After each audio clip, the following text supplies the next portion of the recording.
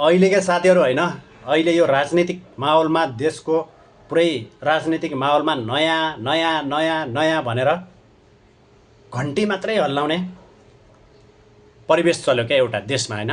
घन्टी मात्रै हल्लाउने तिम्रा घन्टीहरूले अहिले देखाइदियो नि पारा होइन। तिम्रा ती घन्टेका ठुला नेताहरूले पारा देखाइदियो नि। अहिलेका गृहमन्त्री होइन ओम प्रकाश अर्याललाई राष्ट्रिय सभाको सदस्यमा नियुक्ति गर्नुपर्ने कुनै आवश्यकै थिएन क्या। उनी अलरेडी गृहमन्त्री भइसकेका होइन, बालवाला गृहमन्त्री भइसकेका मान्छे। अनि तपाईँले बुझ्नुभयो नि घन्टेका साथीहरू। अनि बालेनले बनाएको ओम प्रकाश अर्याललाई गृहमन्त्री फेरि माथि पनि लिने त उही त हो नि, सरकार हुनकै प्रधानमन्त्री अहिलेको बालेन नै होइन। अनि तिमीहरू नयाँ नयाँ नयाँ नयाँ भन्ने क्या। घन्टेहरूको यही कुरा अलिकति मलाई चित्त बुझ्दैन। मैले राम्रा कुरालाई राम्रो कुरा पनि भनेको छु होइन, फेरि नराम्रो मात्रै होइन क्या होइन, फेरि गाली पनि दिएको होइन यो होइन।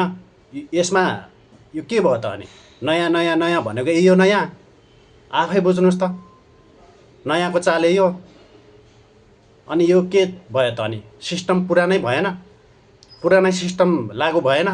अनि तिमीहरूले नयाँ नयाँ नयाँ नयाँ भन्दै रोइलो कोइलो गर्ने। अनि एउटा कुरा, समानुपातिकमा यत्रोजना होइन माननीयहरू चुनिँदा पनि के हाम्रो कालीकोटबाट एकजना पनि हटाउँदैन? अनि जेनजी यत्रो देशको लागि लडेको एउटा कालीकोटको पवन साई समानुपातिक उम्मेदवार थिए त, उनलाई त्यहाँ हटाएन? भन्नुहोस् त साथीहरू। अनि यही कुरा मलाई चित्त बुझेन होइन। तपाईँहरू खालि ओलो कोलो र रोइलो र यो देशमा आएको आँधी हुर्री एकपटक बिलाउने अवश्य छ। यो आँधी हुर्री सधैँभरि चल्दैन साथीहरू होइन। यो कुरा बुझ्नुहोस् र तपाईँले समयमै मनन गर्नुहोस्।